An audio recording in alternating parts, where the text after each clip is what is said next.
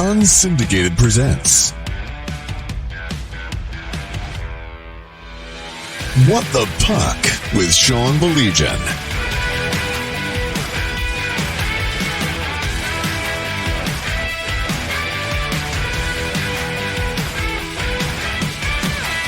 Well, and good evening. Welcome to another edition of What the Puck. So glad you can join us. And, we've been talking a lot about the upcoming Alumni game. It is outstanding. Rangers, Wings, once again, Big Boy Arena, April 27th. I'm telling you, this is a fantastic event full of fantastic players, including our guest, who I will introduce to everybody in just a second. He needs no introduction around here, but along with my pal Mike Iveso, my name is Sean Belegian, and I'm going to get this out of the way right now because I talked to a couple former teammates of our guest here tonight, and I don't want to get punched by either one of them. I have to pass messages on to Matthew. Chris Osgood wanted me to say hello to you, Matthew. Yeah. And Darren McCarty said, La Dandy, you are the funnest younger brother I ever had, and you better write a book one day. I'm sure there's a meeting there. I don't want to delve into it, but Mathieu Dandenault kindly joins us right now. Matthew, thank you so much for joining us. How you been, man? Thank you for having me. I've been great messages from the guys. It's always fun to talk to the people back in the Motor City, the Detroit people. I get to come back every year, and but it's like, you're right, they're all brothers to me. We've gone through so many things, and obviously winning the Stanley Cup. So it's they're very, very precious to me. So some kind words. Thank you. I wanted to start there. I mean, you're a guy who grew up in Sherbrooke, Quebec. For people that don't understand, you heard all the stories of these great Habs legends, I'm sure. Rocket, Henri Richard, Jean-Pierre Laveau. You were one of those guys in regards to the success that you had early in your career. 3 Stanley Cups by the time you were 26 years old. I mean, as a 26-year-old kid, you had to be saying, somebody pinch me. Is this real? Yeah. Life is pretty good, right? It was awesome. But I remember, like you're mentioning, I'm back home in Quebec, and especially after the first 2 cups, like I'm 22 years old, and people are like, okay, so this 22-year-old has 2 Stanley Cups, and Raymond Bourque still doesn't have a cup. That was the thing that was going on. But no, for sure, it was special. It was awesome to be part of the Red Wings. But I remember at the time when I got drafted, I was like, the Detroit Red Wings, like, they already went to the finals. Like, when am I going to make the team and stuff? But it was a perfect mix, perfect timing. And at the time too, I remember that it was, there was a lockout year in '94. And I remember Scotty Bowman came to see me play in Sherbrooke because he had time, right? Mm-hmm. So I remember scoring that game and stuff. So it was just, everything came along together really nice. And, it was a special time. But obviously, growing up in Quebec, it was the Montreal Canadiens of everything, obviously, and it was special. So, but to be part of the original 6, the Red Wings and stuff, so I was happy. But I remember at the time getting drafted, I was like, oh, it's going to be a tough one because they're already a great team. You know what I mean? So that was something. Let's get right to it. That great team, you get drafted by the Red Wings. When you walk in as a rookie into that locker room with Scotty Bowman, Steve Yzerman, the likes of that, what would you say is the biggest lesson you took that rookie year from those guys that helped project you on your career? Well, Steve Yzerman is the best leader I've ever been around. That's for sure. But when you're a 19-year-old kid, or even 18, because you get drafted, you go to the first training camp, these are the people that you have hockey cards, you have jerseys, you have posters in the back. And then you're like, oh my God, I'm in the dressing room. I'm on the ice with these guys. And that's the one thing that the guys were so good to me. It's just to be, how to become a professional and just, take your mind off that. We're regular hockey players. Obviously they're great, but it's still a game. So just go out there and play and do what brought you here, And so I had great mentors, and I have to mention Paul Coffey, because my rookie year, I stayed at the hotel probably 2 months. And then finally the Red Wings said, oh, we're going to keep you. And then Paul Coffey said, you know what, why don't you come and stay at my house? Obviously I got a big house. Yeah. And Stephanie was great. Like, it was good because you're 19 years old, you don't know too much your way around, and Koff like telling stories, and I enjoy the stories. So I gotta say thank you to him too. But everybody, across the board, was nice because you mentioned Chris Osgood. So I stayed at a hotel, stayed at Paul Coffee, and I finished the year in Riverfront Apartments by Joe Louis Arena. And the Drapes and Ozzy were staying there too. So they were good to me too. I think I was a floor above or under, but they told me to come and stay there too. So everybody was really nice. Everybody did their thing to make me feel so welcome and appreciative. So I really enjoyed that. That was a special rookie year for sure. Mathieu Dandenault kindly joining us, of course, 3-time Stanley Cup champion with the Detroit Red Wings, also played for the hometown Habs as well. He'll be a part of the alumni team April 27th at Big Boy Arena. Wings taking on the Rangers. Mathieu, you mentioned Scotty. Scotty was a complex guy. There's no doubt about it. I loved Scotty. You want to talk about stories. You get Scotty going. Some of the stories that come out of him are unbelievable. He's at a front row seat for so much hockey history. But that had to be a little intimidating for you, hearing the stories about those great teams that he had in Montreal and then coming off the success that he had in Pittsburgh. What was Scotty like to deal with? I mean, I'm sure it helped that he spoke French, but what was your relationship with Scotty like? Well, I have to, Scotty brought me into the NHL. Mhm. So, I'm really thankful for that. And obviously, one day he'll talk to you about anything, and the next day he might just blow by you in the in the hallway. But that was him. But I think he was really, obviously, a really good innovator. Like, he would think about the game all the time. And even before we finally lost the red line, he was talking about it, and he was trying to find ways to stretch the zone more, to really keep the defense back, to get that open ice through the center ice. I remember asking Steve Yzerman at the time, like, those years when you're scoring 155 points, how was it like? Like, what's so different now? And he was saying, we practice offense and we practice defense, but we never practice the neutral zone. But Scotty did that. And it was a time where the trap was coming in and we had the left wing lock. But he was always an innovator. So that was the one thing about Scotty. And he always knew what he was missing for talent. And so he always, because we got in Larry Murphy, Jamie McCown, guys that, tail end of their career, that I think Larry was getting booed a bit in Toronto. Yeah. And he comes in and he is awesome for us. And he, wins back-to-back cups. So he knew where he could get the talent, to make everything right and just mesh everybody together.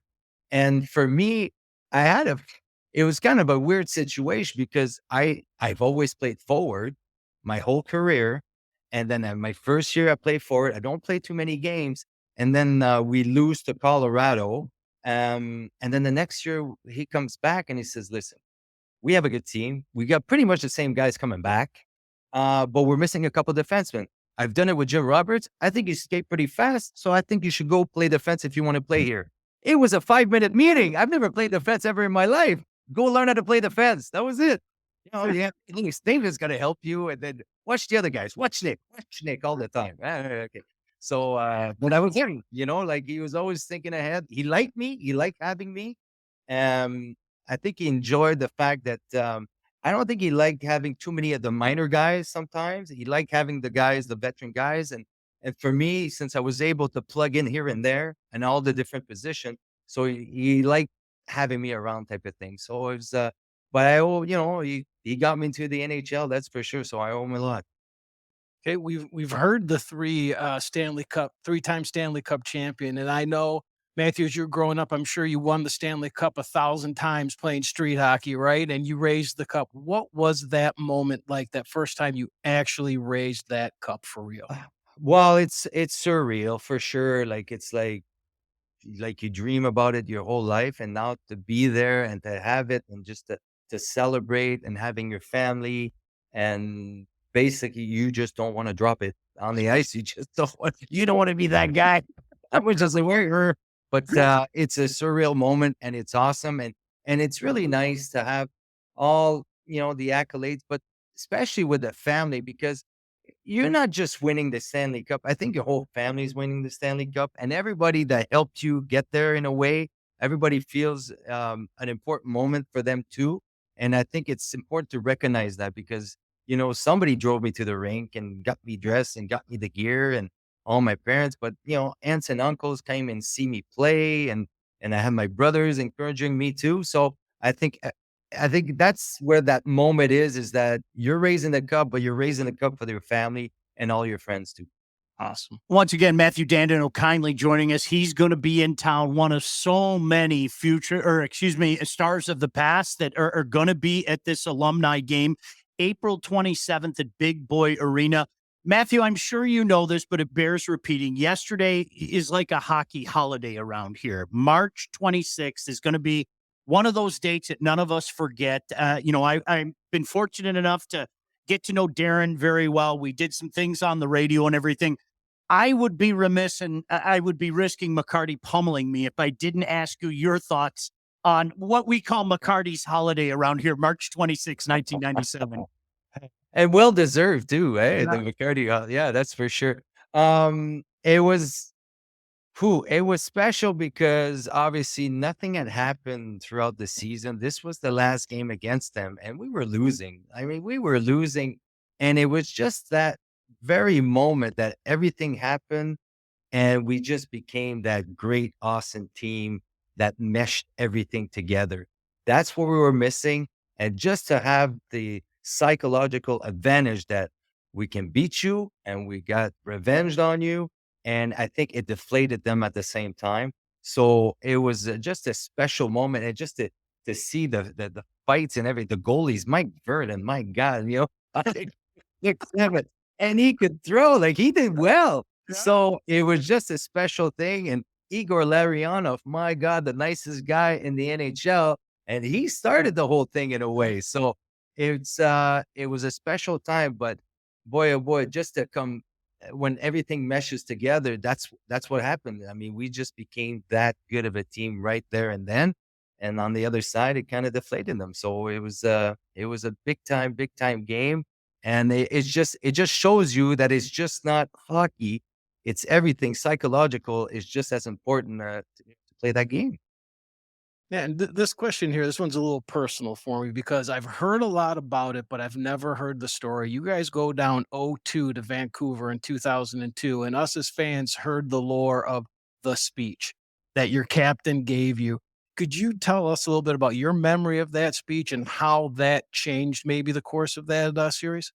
Yeah, I mean that was everything. And it basically what it was is that I think we had won the President's Trophy early, but we go 0 for 7 in April, I think, and then start against Vancouver 0-2, like you mentioned. But it was just like Steve took us aside and he just said, "Listen, I like our team. We have a really good team, but right now we're not playing all that great. But I know we can play much better. But at the same time, we don't want to change too many things. I mean, this team took us." We're able to win. We know we can win, but they had some lucky bounces. We've seen them. A shot hit a skate, no, hit an ass and everything. He says, if we keep playing the same way, I believe we're going to get a good bounce ourselves. And so we're like, all right. So then next thing you know, the next day we go on the ice and Nick Lidstrom on the red light. You know what? Might as well shoot on net. And we looked at each other on the bench. That was it. Everybody looked at each other on the bench and then this is it. That's our bench. The Messiah, whatever it is. And then goal. And then I think Holly scored a hat trick. And it was just, that was it. That was the moment. But that was the speech too. It was just like, because when you're losing, it's not from a lack of effort. Sometimes you try to do too many things like, oh, I'll save the day type of thing. But it was just like, no, keep playing the same way, play our game, and we're going to get a bounce. And we did. So it was, but that was it. It wasn't a long speech, but he really believed in us. And that's why it makes him so special, Steve, is because, he doesn't talk too much, but when he does, boy, you listen. And we did. And that was a special moment for sure. That year was unbelievable. And I don't know if you guys maybe in the moment even realized it. I remember going to some of the practices and there's Luc Robitaille, and you already have the guys that you already had, and you bring in Luke, and you bring in Dominik Hasek, and I mean, when you look at that locker room, it's insane. I mean, we can look back 20 plus years later and go, how the hell did they fit all those guys in that room? Was that something you were aware of at the time, Matthew, or was it like, you know what, I'm just going to stick to my game? But did you ever find yourself looking around going, there's Chris Chelios, there's Luc Robitaille? I mean, it really was amazing. You bring in Brett Hull. That room was sick. No, it was. And we brought in Dominik Hasek just to go head to head against Patrick Waugh too, the psychological stuff. But yeah, that dressing room was awesome. And I remember at the time too, when Holly came in, you know, how is he a type of guy? Is he tough on players in the dressing room? But we had such a big and deep dressing room that it was a non-factor in a way. And Holly was awesome. I loved Holly, and at the same time, Luke too. But one thing I've learned, and this is all it's coaching 101, but I remember at the time, Dave Lewis took me aside. This was maybe a few years before, and he said, listen, this is the game we want. And Nick Lidstrom will play 30 minutes. If I could play Nick Lidstrom 60, I would, but I can't. He can only play 30, but you know, the 15 minutes that I need from you are just as important as Nick Lidstrom, because if you get scored on and everything, it's going to change the game. So don't get scored on, play hard, play well. And if you play 10, 15, 20, whatever it is, you're just as important. And that's the thing. Everybody knew in order to win, to accept the role that they were for the better of the team. So you played 5, you know what? You're just as important as Steve Yzerman or Sergei Fedorov. And everybody took that to heart type of thing. We knew everybody deserves more ice time, but at the same time, in order for us to win, that was it. And I think everybody bought in. Everybody bought in because Luke was playing on the 4th line. But at the same time, he would be on first or second power play. So you had the special teams, you know. I play the 5-on-5 with Steve Duchesne, but then I'd be on the second power PK. So we had all our roles crisscross here and there, and we all felt really important to the team, but depending minutes and stuff. So it was just great team chemistry, and the egos never got into the way at that 2002 team. Sticking with the 2002 team, sticking with that locker room, I can imagine going in to a game 7, you're probably going to get some nerves, but when you're going into game 7 against Colorado that year, and then all of a sudden you walk into that locker room, you start looking around at the guys. Did that boost your confidence? What was that locker room like that night? That game 7 against Colorado, to my knowledge, my personal knowledge, that was the most prepared and calmest room I had ever been a part of. Like, we knew it was coming and it was going to come hard right away. Like at the beginning of the game, like we were really going to take it to them right away because I remember like we had lost game 5 and then go to Colorado, and that's where you get Dominik Hasek. Yeah. A guy like that gets the shutout. What does he do? Game 7 gets the shutout. But at the beginning, just before heading on the ice, like we knew the room was quiet, but it was confident. And then boom, boom, boom, boom. I think it was 4-0 in the first period. So that was an amazing, amazing feeling that I've ever been a part of. In order to win, we knew we were going to play really good and really well. And we didn't need anybody rah, rah, rah, screaming in the room. None of that. Everybody was focused and ready to go. Mathieu Dandenault kindly joining us. And again, he is going to be part of this fantastic alumni game. And I would be remiss if I didn't mention the proceeds go to charity as well. I mean, raise so much money for charity. GH Pastor Foundation has done such a fantastic job with that. Joe Neville and the gang putting this together. It's for the right cause. And we get a chance to see great hockey.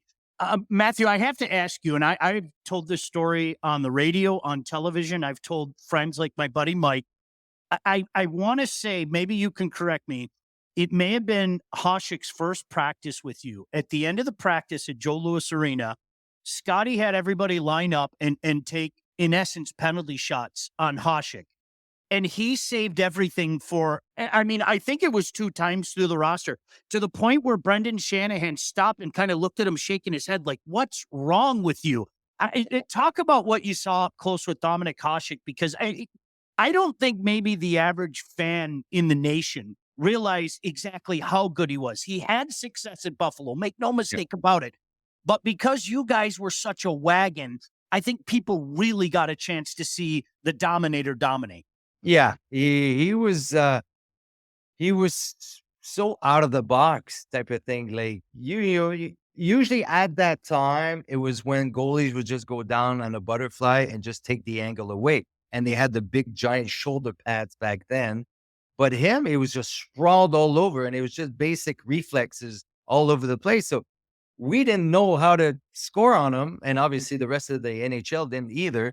But it was a special time to have him because he was such a competitor. But when he came to the Red Wings, one of the big differences that in Buffalo he'd get 40, 50 shots a game. Come to the Red Wings, you're getting 20 a game. Yeah. So sometimes he'd get bored. He would get bored. He would go play the puck in the corner, and Dom wasn't the best with the puck, but it was like, just stay in the net, just stay in the net. But he gets bored. Like, he wants to come out and challenge some other players. Like, we remember Gabrick going over him, type of thing. And but he was such a great competitor. But it's just his style. It's just, you can't really pick spots because you don't know how he's going to react, and he reacts differently all the time. But he was really good. And like I said, like, people often say, like, we would win 1-0 just in warm up, because the other teams would look by, like, look at all these guys, all the Hall of Famers. And I'm like, I know. But that's that, that was the hockey back then. We didn't have that salary cap. So it was, we could afford to get all these guys together. But it was, if you looked at the Rangers didn't make the playoffs. They had a big, deep team, but it was just, I think everybody just meshed really well. And that's from the leadership up, like just the ownership, how special they are. And then trickled down to the GM, to Ken Holland was awesome. Jim Nill was awesome. Del Villano and all these people. So all the leadership squad was just great, and just great bunch of guys. And when you have that, you have room for success. And we had it. You had a great career, not only a great career, but you got to play in two great cities, two great hockey cities in Detroit and Montreal. Could you compare the two as far as the atmosphere, the pressure of playing hockey in those two cities? I would say the biggest difference between the two markets is that Detroit has all the other teams and all the other sports teams. And I think that's the biggest difference, because if the Wings are doing well, maybe the Tigers are doing well, the Lions or the Pistons, and even the colleges. I mean, it's big news, right? In Michigan. As for Montreal, it's hockey. I mean, it's just hockey. Now they have, some MLS, but at the time it wasn't there. And when I played there, it was another league. And then the Alouettes, the football, are in or out, the CFL. So it's not the same. So all the media stuff is really concentrated on the Canadians. And there would be 3 different television shows every night after every game with, some personalities. And it was just, sometimes you just throw stuff in the air. If it sticks, it sticks, like they would say some crazy things sometimes. And that's one of the reasons why I went into the media after on a French network. It was just like, well, if I'm there, then the guy can't really say how it goes down in the dressing room because he's never been in the dressing room. You know what I mean? So that was the big difference. I think Montreal, what I do enjoy about Montreal and Detroit is that they could really appreciate a good defensive play too.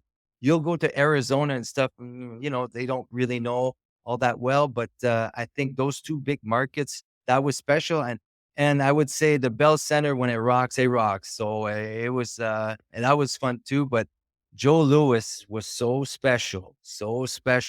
And I think there's a really good bond with the fans too. So, but I think media wise, I think that's the biggest difference, is that Montreal is just constant hockey all the time. As for Detroit, well, you can spread it out a bit more. You can watch some of those shows online, because I watch Anti-Chamber online. I Matthew, I'm just letting you know that's on Twitter. I can check out some of that stuff afterwards. How's your French? Very well, actually. We have a conversation. Bonsoir. But we'll see.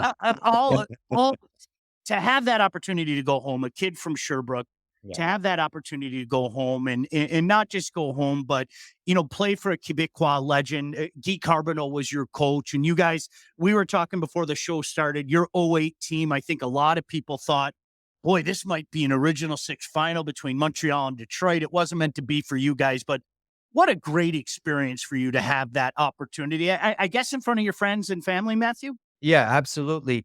I think it's special to go back at the time. I was a free agent and Detroit was offering me 2 years. So I could have stayed, but I was like, this is my time for, as a free agent. And I believe Columbus was offering me 4 years, Boston 4 years. And then the next day, Montreal offered me 4 years. So I was like, I want to go home. Like I wanted to stay in Detroit for sure. But it was like, Kenny, please come on, 2 more years. No, okay.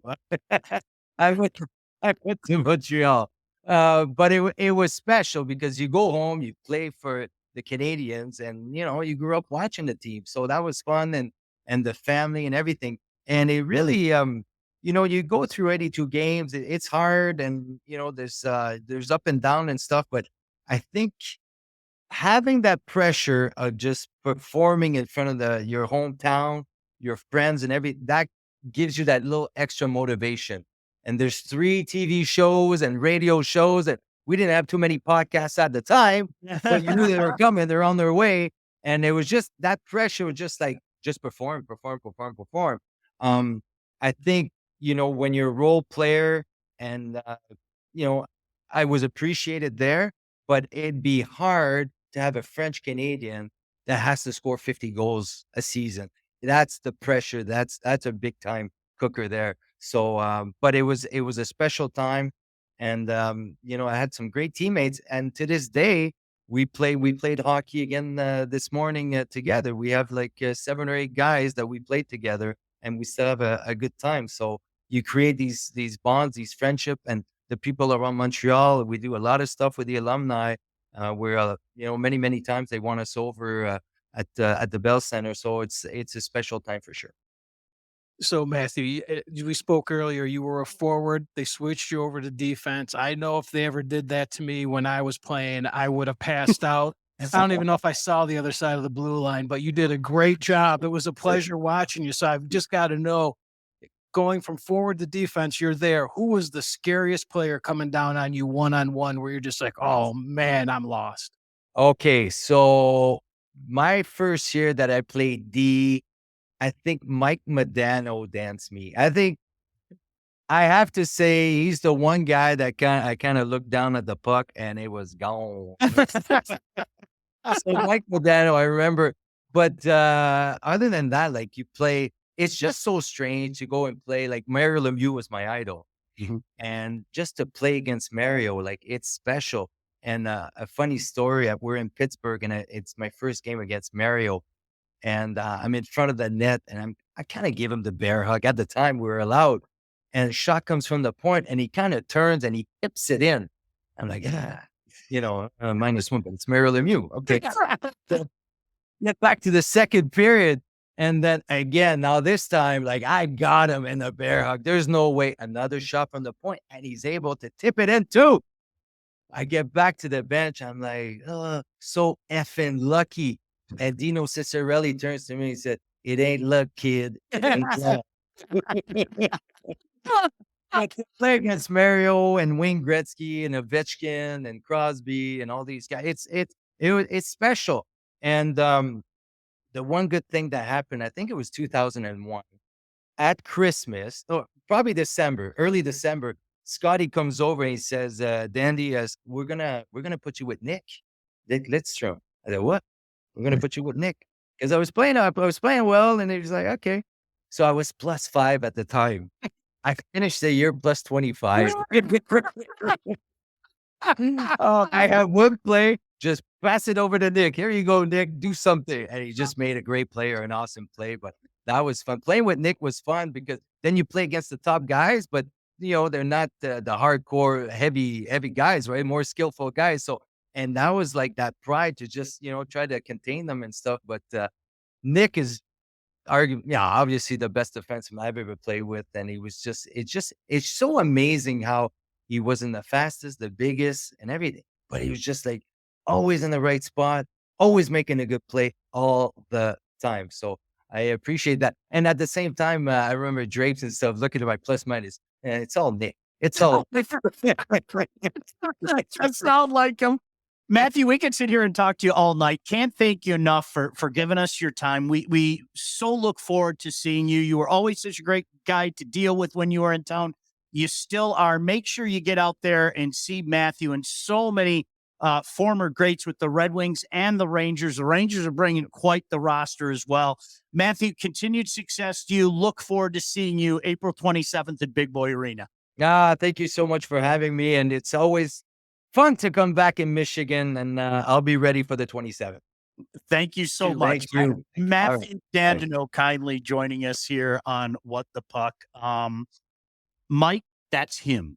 Like That's great. That's him. That was the guy that so I'm going to let you in a little secret, okay? And I've actually shared this. I know Tammy's in there. Tammy's heard me say this before. And shout out to a few people, Kramer, Tammy, Ben, Jason. I said this when I was doing a show with McCarty.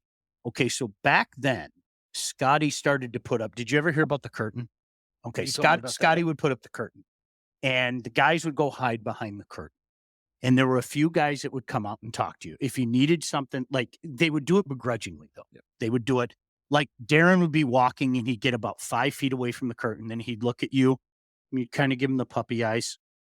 All right, what do you need? But credit to Darren, and I'm not just saying this because he's my buddy. He always came out and talked to people. Chris Draper always came out and talked to people. You know who else did? And his English wasn't the best at the time? Mathieu Dandenault. He really and truly did. It was, and he was always funny to deal with. He always had a quick line, or, just the way his inflection, as you could tell in the conversation that we had. He's a really funny guy, and really look forward to seeing him. And I'll tell you what, you mentioned the playing. Do you remember he did it to Sergei Fedorov? That's the way Scotty Bowman's mind worked. I mean, I think he people could see things. He like, honestly, he just, and gosh, where did I see the quote? I was just thinking about this, and I can't remember. It was a very prominent player said something along the lines, when he put Sergei Fedorov back on the blue line, he goes, if he played there the whole season, there was an even money chance he was going to finish second in Norris Trophy voting behind Nick Lidstrom. Yeah, right. That's how good he was. That's how much he embraced it. But that's the way Scotty's brain worked. He looked at the game in ways that we don't look at it. And that's why I would love to just sit and talk to him, because it was like, he was always just, and I don't even think Scotty knew it. There was always just some kind of incredible knowledge coming out of his pie hole. That was just his ordinary day, right? Then we see the genius. Yeah. But what another unbelievable guest. Yeah. Wow. Could have talked to him forever. So we do. I'm working on next week. Okay. So we do. We might have another one for you. We do high school hockey games, right? 15, 16, 17-year-olds, right? And we talk about their pathway. Mathieu Dandenault was in the Eastern Ontario Junior Hockey League at the age of 15. Yep. That's unbelievable. I think he played at home. I want to say he was with Sherbrooke. Before Sherbrooke, there was a team, Vernier, in the East, before he came and was in Sherbrooke in the Q. Yeah. I still think that was kind of close to home to this Gloucester. He played with the Raiders and stuff like that. But at 15, I just kept thinking of 15. What that must be like. Boy, could he fly though? Oh, he could. He was another skater too. He was another great skater. He could just fly. Boy, what he said about Scotty, I literally had to stifle because I'm not going to mention any names. Okay. You'll be able to figure out who I'm talking about. So Scotty and I'll tell you a story. Scotty and I one time sat in his office and talked about the 79 Habs, A through Z. Yes. Everything. I just sat down, I grabbed my bucket of popcorn, not literally, and just listened to him tell stories. And I was like, oh my gosh, I'm sitting here talking to Scotty Bowman. This is great. I swear to God, the next time I saw him in the locker room, he looked at me like he's never seen me before in his entire lifetime. Completely mind bleeps me. Completely. So much so that somebody that you know, don't say his name, somebody that you know, I literally said to them, I go, like, did I do something to piss him off? And he started laughing. He goes, okay, I never told you this. He goes, he really likes you. Yeah. But he can't let on that he likes you. That's the way he is and everything. So I bet you've already figured out who it was. But I mean, that was Scotty. Scotty, I can totally see him walking up to Matthew, probably en français, and acting like they're best buddies. And then the next day kind of looking at him like, and just walking right past him. That's Scotty. That's the way the man operated. Oh, is that guy a beauty? All 90 years old. I'm like, boy, he's going to be 91 this year. Isn't that incredible? So many other things going on in the hockey world. But again, I wanted to remind people, go out there. Tammy, I know you were at the first event. Mike, you had something to do. Hopefully you'll be out at this game with us. Once again, April 27th, Saturday, April 27th at Big Boy Arena, home of our buddy Ben and the Motor City Rockers, the playoff-bound Rockers, who, by the way, will be at home this weekend. Make sure you check them out Friday and Saturday night. But make sure you go to this event. As I said, we hope to start an Alumni Cup. The Stanley Cup is going to be out there. I know a guy who took a picture with it. I'm not going to mention any names, but I do. Was he hugging it? He didn't. You saw the picture. I didn't hug it, but I'm like, okay, I've seen it 1,000 times, but now it's just me and the Stanley Cup. Yep. I had to take a picture with it. Oh, I did. I had to. So story time with Mike now. Okay. So I got an invite to the Red Wings training camp golf outing. Mm-hmm. So I was there, and the Stanley Cup was right after the O2 Cup was there. So I sat and had some drinks with Brett Hall and talked betting. Blake, we talked some betting. With Brett Hall. It was one of the most unbelievable things. And he went, look at him. He knew that was coming. Don't excite him. And of course, even better, he wouldn't let me pick up the tab. I thought that'd have been cool to buy Brett Hall beers, but he just whipped out the wad of hundreds and paid. But that's not even the story. So I'm getting there late to dinner because I was having a couple of beers with Brett Hall, and there's the Stanley Cup. You get in line for a picture. Everyone's in at dinner. It's just me. So I walk up and I'm on it. I'm all over it. And who comes out of the restroom? Chris Chelios.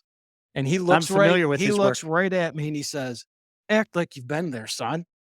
And I look at him and I'm like, Charlie, I've never been there. I don't even know what to do. Why don't you come over and show me? So I have a picture on my wall now of me and Chris Chelios with the cup. No one else got that picture, but because I came late. I've been to a few of the Stanley Cup parties. Yes. Sorry. I'm not going to say who. I've been to a few, but I was at the infamous one, as you know. I was at the infamous one. I know the whole story to that, and I'm never going to tell it. I told you. Yes. I know the whole. Yes. I know the whole story behind it. I'm sorry, I can't do that. McCarty said, "You know why guys like you? Because you don't like narc and everything." And I'm not going to change that. Sorry. No. There's some things that don't need to be out there. How's that? People don't need to know everything. No, they don't. They don't. So many other things going on in the world of hockey. But again, April 27th, G.H. Pastor Foundation. This is a thing now. If you haven't figured it out, originally when this came across my bow and, they approached me to be a small part of it and, broadcast these games. The first thing that I said to Joe is I said, this is going to explode. Yeah. And I have a feeling this is going to be like bigger than we all thought. There is an alumni series that's going to start. I'm convinced of it. We're already thinking ahead to not just the third game, but the fourth game as well. So this is really cool as word of mouth continues to spread. And so many guys like Mathieu Dandenault caught wind of this. And even though he plays with Les Enchants, the Habs alumni team, he basically put out the call and said, I really want to be a part of this. And so he's a part of it as well. So Tammy said, I have a selfie with Lord Stanley at the Hall of Fame. Yep. I've got plenty of nothing, I love nothing wrong with that. Nothing. It's a great day trip. I have to ask the question since we stumbled upon this subject. What are your thoughts on picking up the cup and putting it over your head?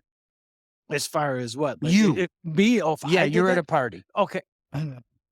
I don't have a picture of me, and I could pull it up on my phone. I'm not. Well, I don't even think I could pick that up. Look, I couldn't pick that thing up. It's 35 pounds. I would try, but that scar on my shoulder, bones would start popping out of it. However, I do have a picture of me drinking out of the cup.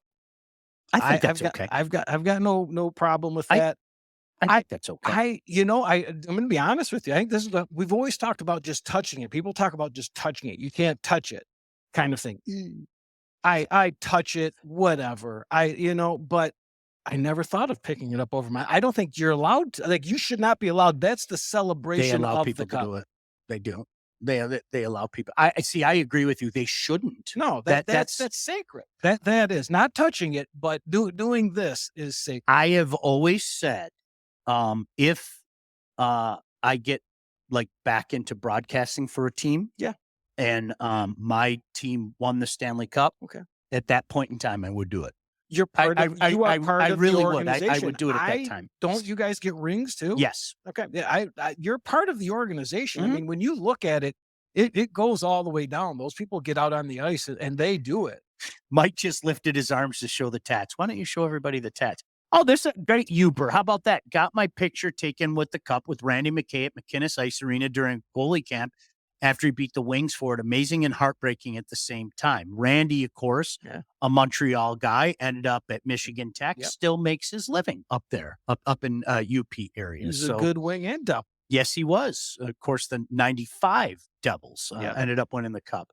Ben said, if you didn't win it, you can't lift it. Ben, I agree with you. I agree with that. Tammy said, touch it. I lifted the Colonial Cup over my head when Flint won in 96. Ooh, the Generals? Man, look at that. Good for you. All right. So where do you want to start? Disappointing Wings game last night. No doubt about that.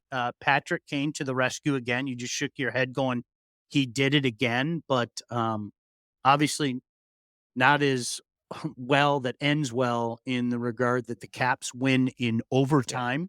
And that's a huge 2 points for them. That's a huge swing. And I know people, well, the Wings got one. That's a huge 2 points for the Caps. It really is. It's monster. And it puts it to where the last time we spoke last week, I think we were both about 51.256% that they were going to make the playoffs. We were still positive. But now we're at this point with that loss that you have to actually look at the numbers and try to do some math. I feel the exact same way. And I'm putting it at, do I go as dire as 5%? Can I say 10%? But it doesn't look good. So, as you saw, those beautiful racks of ribs I was doing, my daughter Olivia had some friends over from school, and I got to tell you, here's a funny one. I'm going to ramble now. The boys came in and Liv's like, my dad's got to go do a podcast. And the one guy says, what, Sean Legion? No, he did. He goes, oh, with Sean Legion. You're going to have to give him, that's an inside joke. Okay. But he asked, he said, what do you think the chances are? So I had to get it out. I had to do the I'm math. going to be intrigued. I've got the schedules right here in front of me. All right. So the 11 games that Washington has left, I gave them 5 wins. Okay. 5 and 6. Okay. That means the Wings have to go 7 and 3 against Carolina, Tampa Bay, the Rangers, Buffalo, Washington, Pittsburgh, Toronto, Montreal twice, and the Flyers once.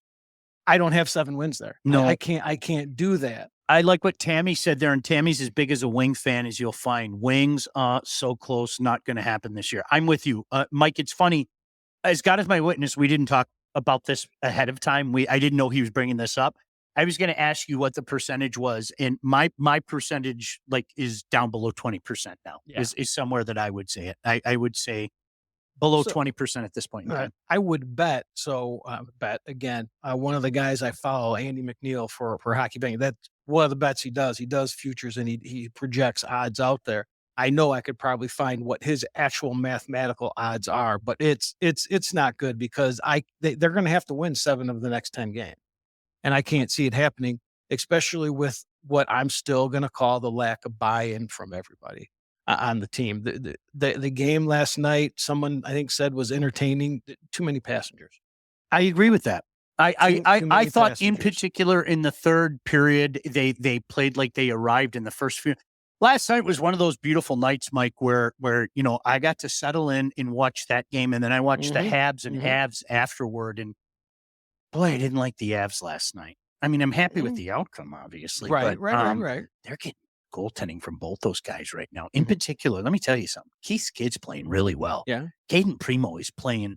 The last couple times I've seen him, he's been Okay. stellar. Okay. Last night it was Montembeau's turn, but I'm telling you, I didn't like the Avs last night. I didn't like them Okay. at all, to be Yeah, honest with you. I mean, Maybe it was an off night, and Lord knows the Habs can bore you to death Yep. by taking away the middle of the ice. Yep. But that could be the outlier. You have to watch it and gather more information on that.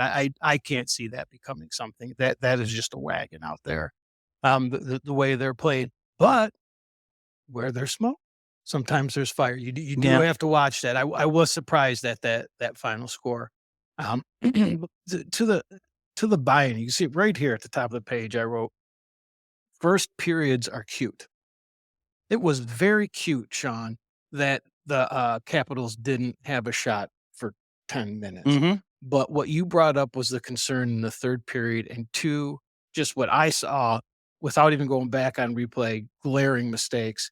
When you've got the lead 2-1 in the situation that you have, you can't have those mistakes. Nope. And that's who the I Wings know are who right you're now. looking at right I'm George, looking yeah. right off the face off on one, and then another big, tall defenseman in front getting beat by a little forward off the. You just can't have that in these games. And then if we go to overtime, I don't want to mention it because I like him. I like the way he's playing now. But there's a certain someone, if you watch the Washington highlight, that did not have his guy. Yep. That led to the goal. You can't have those breakdowns. And coach was on after the game, and I think he said the very same thing. Like he didn't hide. He just like, that is disappointing. That was disappointing. Tammy asks, question is, does Lalonde keep his job at the end of the season? Wow. I would say yes. So I would almost definitively say yes. I would believe that. Steve brought him in for a reason, but it is the time of year to start thinking of a lot of these things for a lot of these teams. And when me and you were texting and on Twitter, I said I had a couple questions for you. So, if we jump off the Red Wings right now for a second, Before you do that, can I tell everybody Yes. about our friends at Legacy? Oh, please do.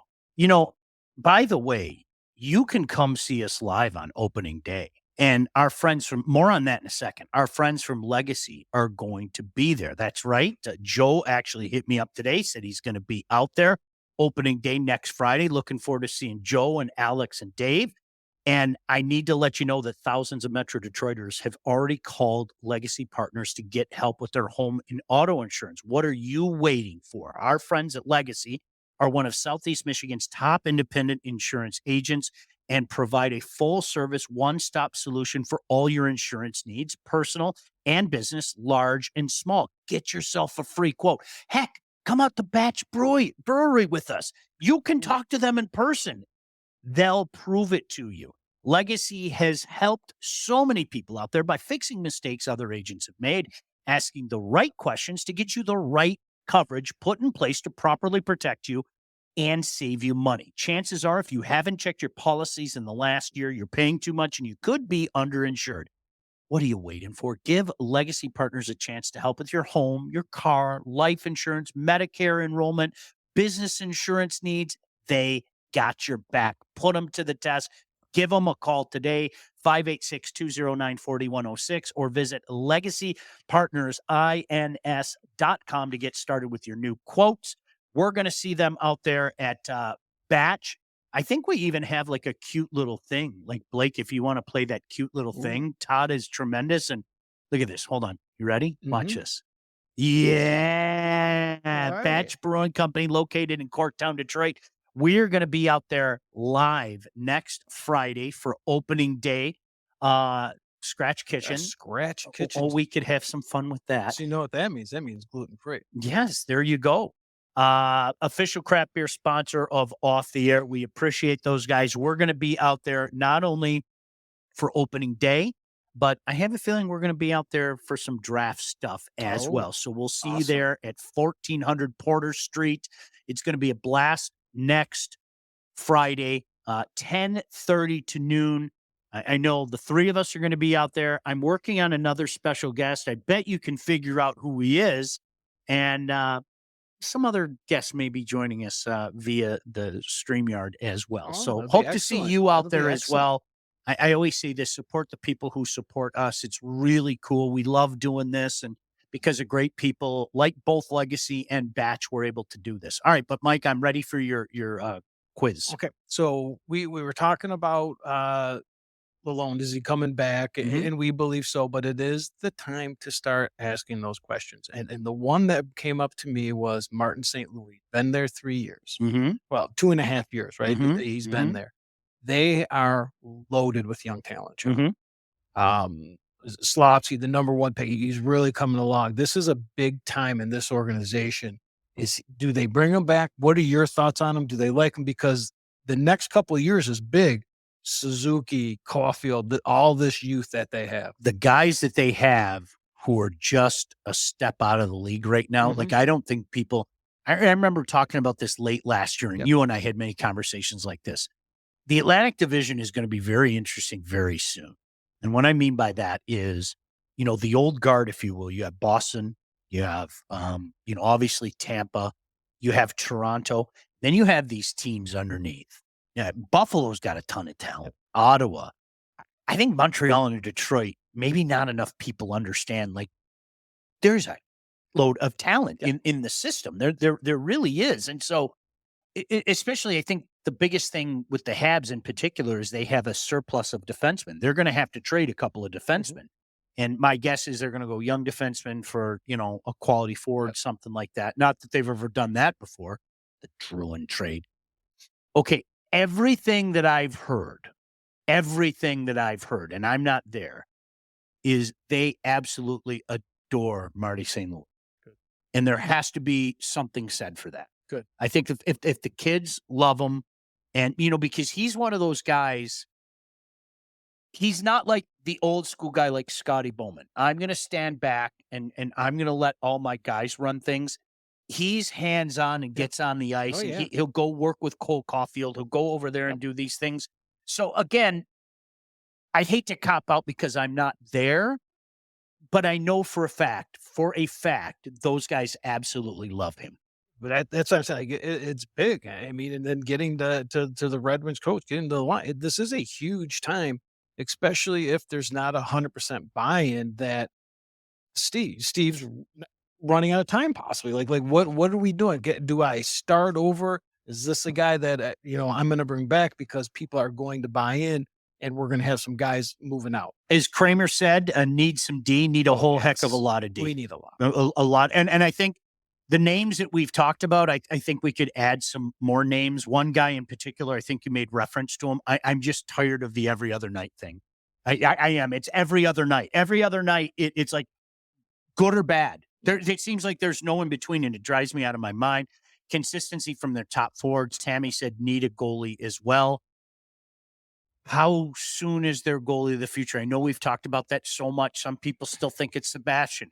I know some people within the franchise that think it's Trey, but how close is Trey? You know, I mean, those are huge questions. Well, I think what we've seen this year is we've got a goalie right now. The question with Lyon coming in was I think he maxed out at 21 games, 100% or less than that, and so he's got to get that stamina. He's got to get it up. He's good. He can do it. That could be your Passover to see. I mean, I would be floored if Kosa is not here next year to say, "Hey, this is what I am. This is what I do." We goalies take a while. Trey's down the road, but we need that. We call him the Ben Bishop. We need a Ben Bishop that is going to do that. That's going to hold that fort down, get you some playoff games in, and then your Vasilevsky is going to come. What was your second question? I have a lot. You have a lot? One's kind I thought you said two. I do, like but quizzes. I added one. But it's not the third one. The last one's going to be fun. You'll see. Okay. You'll see. So that we're starting to round into shape here for the playoffs. Mhm. And I made a statement last show that I wouldn't want to play the Kings. So I'm going to go over a couple teams here. I'm going to go over the bottom four of the West. Yes. The Kings, the Knights, the 16-0-2 Predators, and the Connor McDavid Edmonton Oilers. Can all four of those teams win? Could you imagine? Now, let me take another step. Could you imagine LA and Edmonton in the first round?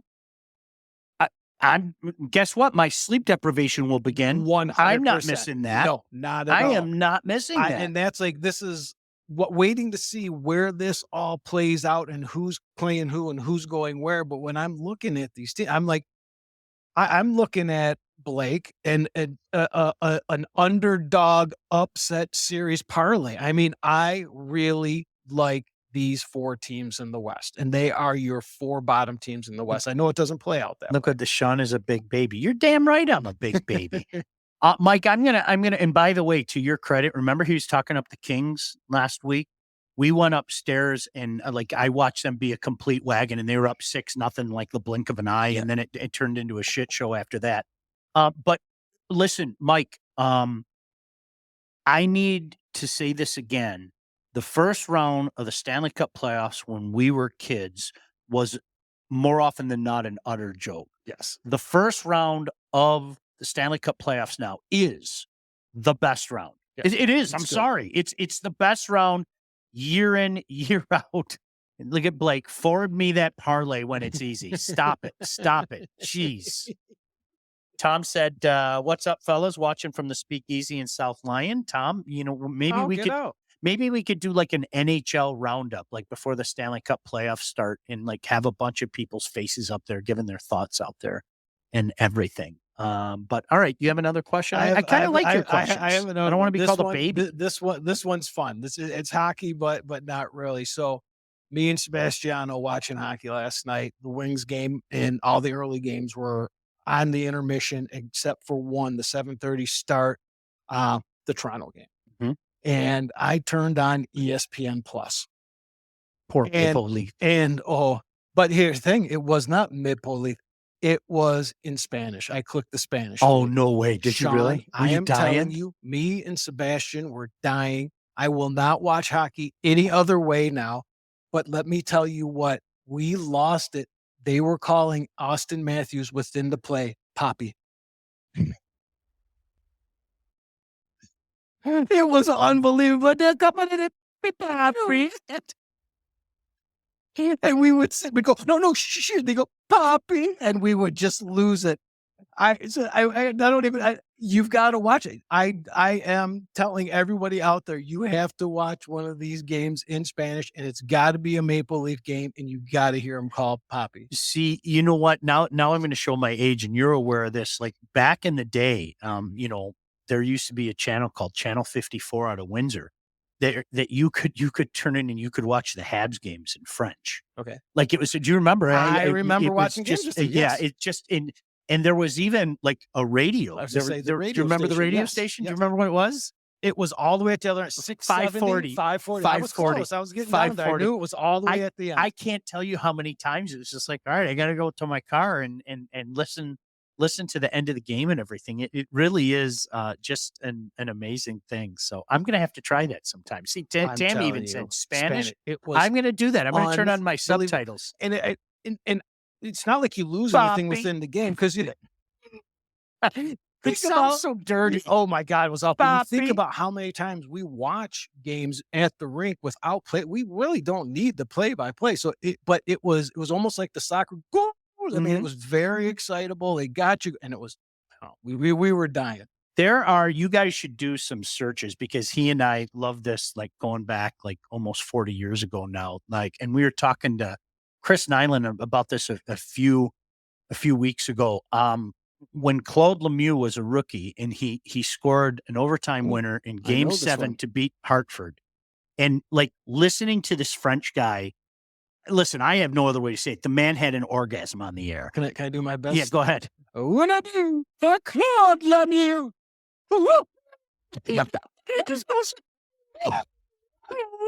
Like it was like, go look it up. It's so. But you know what? Passion. You don't need to know the language to hear the passion. And I think we're blessed around here. Ken does such a great job. Ken Cal, he's so emotional, and obviously Ken Daniels as well. I'm a stickler, and maybe this is showing my age.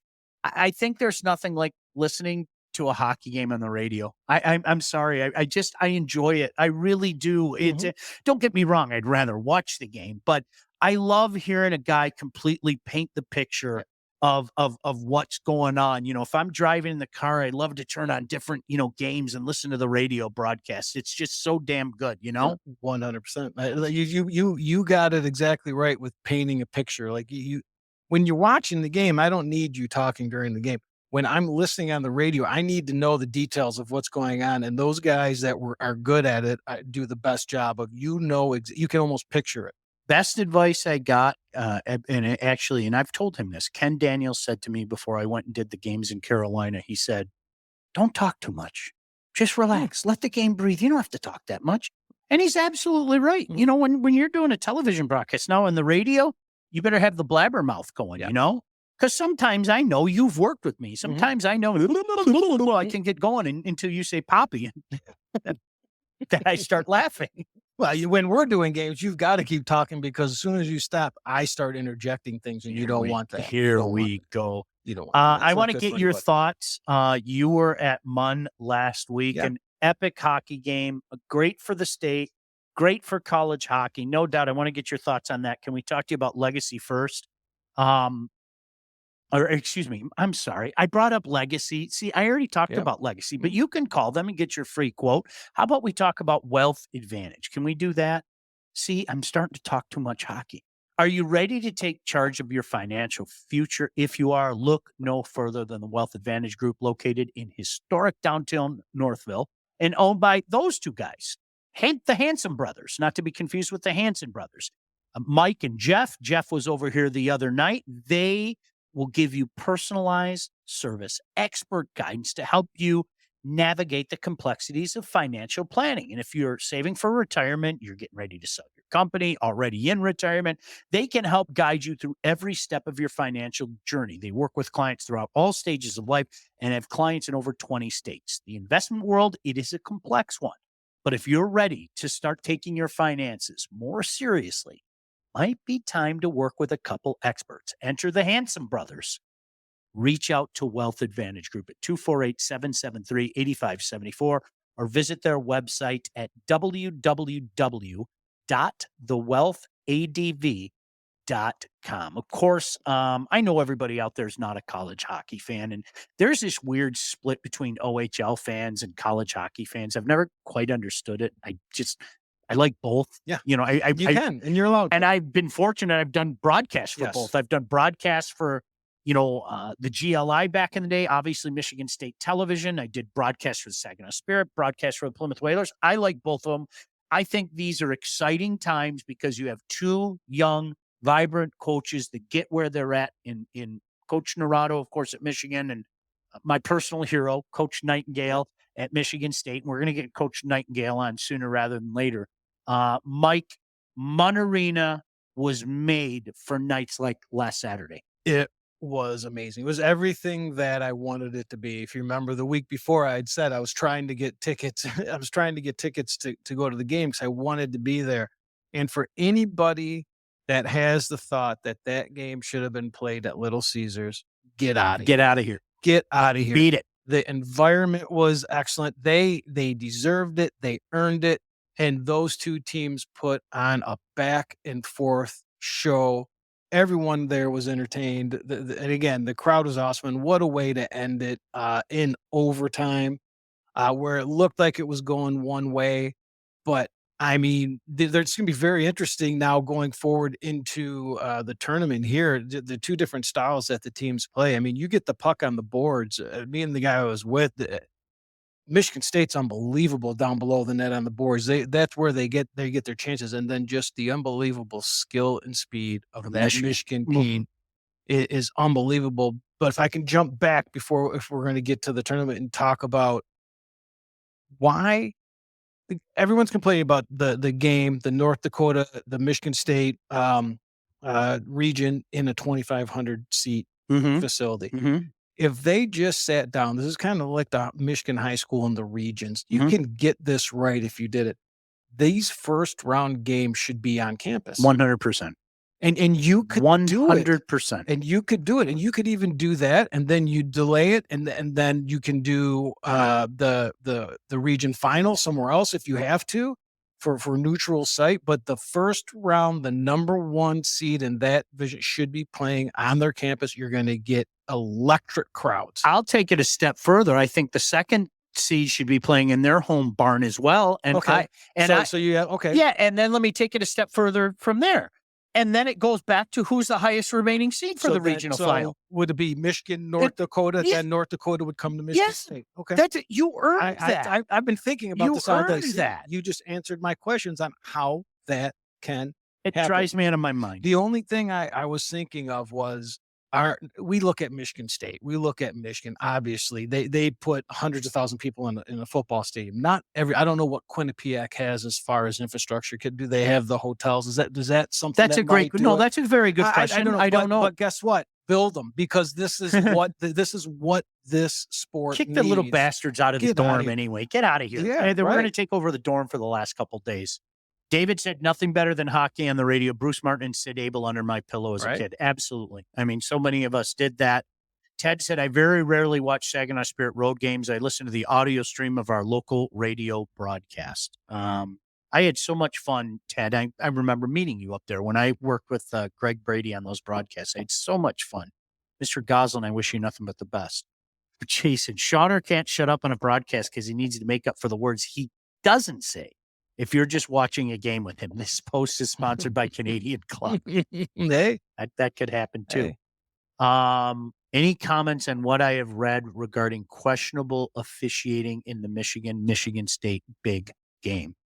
I'll go first. I have no problem with it.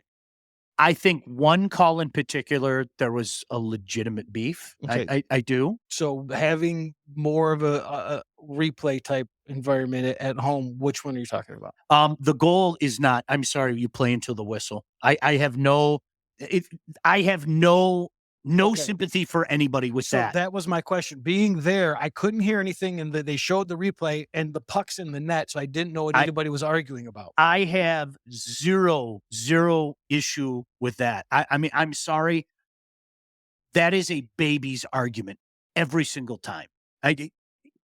You learn at the earliest of age, play to the whistle. Right. No whistle went. What do you? It drives me out of my Right. mind.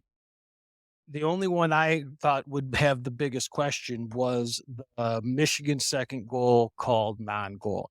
They never showed us a replay of what happened. All we saw was a Michigan State guy in the crease, Michigan State goalie down, puck in the net, no goal. We never. So I'm like, I didn't know how that happened. That was the one I thought there was a beef. Okay. Just Right. So I there could don't have been- blame you. I don't. Yeah. I don't.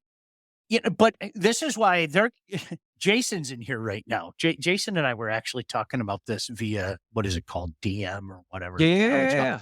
I used to get in these discussions with people anymore. I don't get it anymore. It's just because you know how it is. Somebody will go, well, you're a smarty. Mhm. No, you know what? If you don't know me by now, you aren't paying attention. Right. I'd say the same damn thing if that's your team. Play to the whistle. What? This isn't new. That stuff drives. So, Ted, to answer your point, like so many other things, I think there was one thing that was legitimate. I thought there was another thing that completely got overblown. Just one man's opinion. 100%. It's the way I seen it. And again, I don't think it took anything away from the game, in my opinion. Whenever there's a questionable call, the only thing it takes away is the side that loses comes back and has a beef of how that changed the game. And then anybody that's playing within that game, they may not like it, but can tell you 5 things they could have done to prevent what had happened. Yeah. They didn't even need the call. Jason said, I played JUCO hockey and we could get $500 to $750 for home games. $2,500 for a Frozen Four game is ridiculous. There are 4,000 people at the Michigan high school finals, for goodness sake. Right. And if you don't believe us, ask us. We were there, right? Especially, Mike, like when you're on the ice, you know, at the very end of the game, we get a chance to go on the ice because, you know, I have to do interviews on the ice and everything. Seeing that crowd from ice level is phenomenal, you know, and seeing the rings, not just a ring around. There was a game, and there were 2 to come to mind when I did the Whalers. And Ted, I'm sure that you know, from, being a big Saginaw fan, and you came down for some of these games, but there are two games that stood out to me. There was a game 7 against Dale Hunter and the Knights that the Whalers won, where I'm convinced, no offense to Coach Vellucci, I'm convinced if the fire marshal came in there, he would have shut the rink down. I mean, it was so packed. And then when we had, was it 2 overtimes? I don't remember. Boy, I should remember that. But there was a goalie for Sudbury. It was game 5, and his name was Sebastian Dom, and he had like 81 saves. Wow. And I swear to God, Mike, as the night went on, more people just magically showed in. Like, it was amazing. It was already a big crowd, but then more people just kind of magically showed up. Are you serious? Todd has the Claude Lemieux call. Now, Tammy found it. Tammy found it already and made a suggestion. But Todd, if you want to play the Claude Lemieux in French, we would love to hear it. I think this is the right one, but 80 Hartford Whalers. Yeah, all right. I can't wait to hear this. Listen to this broadcaster. Oh, see, look at you.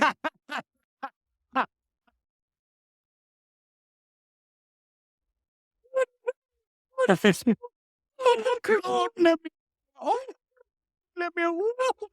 Shanahan. That clothesline is still unbelievable. It really how he caught him. Yeah, happy McCarty Day, right? Turtle Day, whatever you want to call it. March 26th is a holiday forevermore. All right. What else did we have to hit on? Because we already blew past. We always say we're going to do 50, 55 minutes. Right. Hey, we had the Saginaw Spirit ending with their Good best luck. record ever. Getting ready. Can't wait. Loaded up and ready for the I'll be up Memorial there, Cup. Ted. I'll see you up there. I might see you up there sooner rather than later. Okay? I might see you up there sooner rather than later. If you need a driving partner, you know where I live. All right. And then we were going to mention the U17s have a game, a little rematch against Madison after losing 5-1 tomorrow night. I got your schedule planned out for you. You ready? Thursday night, you can either go to Saginaw and see Saginaw take on Owen Sound, or you can go in your own backyard, in my case, literally my own backyard, and go to USA Hockey Arena. And then Friday and Saturday night, you can go see the Rockers. Right? 7:35 start on Friday, 6:05 start on Saturday. That's a pretty damn good weekend, right? All right. Can I talk about Lindsay Broadwell? Yeah. All right. When it's time to buy a house, sell a house, both, whatever the case may be, you need to contact somebody that knows what the heck they're doing.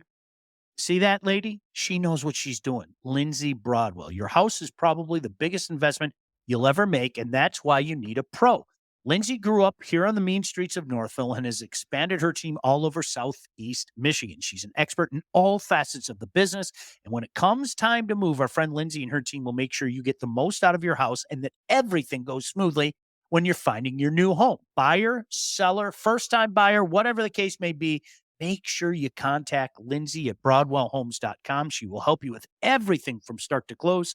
Licensed realtor at Real Broker LLC. Start your search today at BroadwellHomes.com. And Ted, I will let you know, I promise. I actually had a conversation with a couple guys that you know, Chris Osgood, of course, part of that Saginaw Spirit team, and Mr. Goslin last night. Had a conversation with him. So I'm looking forward to heading up to Saginaw. All right, any final thoughts? I see Kramer. I'm going to the Rangers game with him in a couple weeks. Kramer doesn't know this yet, but I have a surprise for him. He doesn't know it yet. I like. I bet you can figure out what the surprise is. It's the same surprise I surprised my buddy Ted with. I know exactly what that surprise is. And then, you know what's funny? You and I were talking about this. Like, I'm going to the Habs game. I'm going with Neville and a bunch of the alumni guys. And then I'm also Teddy and I are going to the Capitals game. That's going to be. So I'll see if Teddy can grab another ticket. Let's see what they can do. That game. I agree with your logic. They're going to have to, in all likelihood, go 7 out of 10. Yeah. And are they capable of doing it right now, based on the last few weeks? No. It'll take 100% right, buy-in. It's going to take good defensive hockey, not only in the first 10 minutes, but in the last 20. All right. Now, hold on. Blake just texted me. I want to read this. Blake, just make sure I say this right. And if I don't say it right, you can come on the screen and everything. Subscribe to YouTube and like the video. Okay. But don't just like YouTube and like the video. you have to subscribe to YouTube. Did I do it right, Billy? Was that good? You can turn your camera on, right? Oh, good job. He said, good job. So, all right. Yeah, he's giving me the thumbs up. Look at him with right. his little hoodie on. All right, Now, Blake. we get a lot of flow there through, if that's what the word is, Twitter. We have a lot of action. Could we get the YouTube channel retweeted or something, and then they can see it and they can click on it? Todd, is that allowed? Blake, Is that allowed? How do we do that? I know my Pearl Jam was not allowed. That was breaking the rules. Thank you, Tammy. Thank you, Kramer. No, but Blake, turn on your dumb camera and mic. I don't care if you're talking. How do we, like, if you send out like I don't know, what is it, Facebook? I look so professional right now. Who cares? Yeah, I can. We can send you guys the link. Yes, I can make that happen. But like, if you retweeted something or you put it out on Facebook, could I just like then what is it, retweet or whatever it's called? Well, you're talking about two different things. You're talking about X and Facebook. Oh, jeez. Oh boy. Yeah. So could I exit? I could, but we can post the link to the YouTube page on Twitter and on Facebook. And then I could share it on Facebook. Yeah, you share it. And then that's what I just said. Yeah. I could quote tweet it on Twitter or X. Yes. Yes. Yep. Yeah, see? And you get a lot of traction. I have no idea why. I just don't. I'm not on there all that much, right? Over under 10 words spoken by Shawner during all those games he's going to combine. Jason, you're right. I don't talk during games. You just go to a game, you watch a game. Shut the heck up. Poppy. It was unbelievably good. I'm going to think about that all night. You're going to think about it until there's an ESPN Plus Toronto game. I'm going up to see if there's a game. Yeah, I'm going to. All right. On that note, see you later. Until next week, thank you. Tell your friends about this if you like this garbage. Subscribe and like or what? Subscribe to YouTube. Subscribe it. Yep. Like tell your friends about it. We'll see you again next week. So you probably know we have a few guests coming up that are going to be part of the alumni game. Once again, April 27th, Big Boy Arena. We'd love to see you out there. This is a big thing. And I have some guys that are currently playing in the NHL right now and currently coaching in the NHL right now who've already said to me whenever their season ends, they'll come on. And you know what, Blake, I can also say this. Coach Nightingale said he'd come on too. So I'm going to hold you to that, Coach. Hopefully after Sparty wins a natty. Wouldn't that be nice? All right, in the meantime, have yourselves a fantastic night. We'll talk to you soon. What the Puck, featuring Sean Belegian. Produced by Todd Losey and Blake Matrazek. Executive produced by Sean Belegian and Todd Losey. Theme song and incidental music by Elliot Middleton. Engineering, mixing, and graphic design support provided by the Unsyndicated Podcast team. Don't forget to like and subscribe to What the Puck on all your favorite channels. While you're there, be sure to rate and review the podcast. Got something to say to Sean? Call the Unsyndicated hotline at 248-237-3257.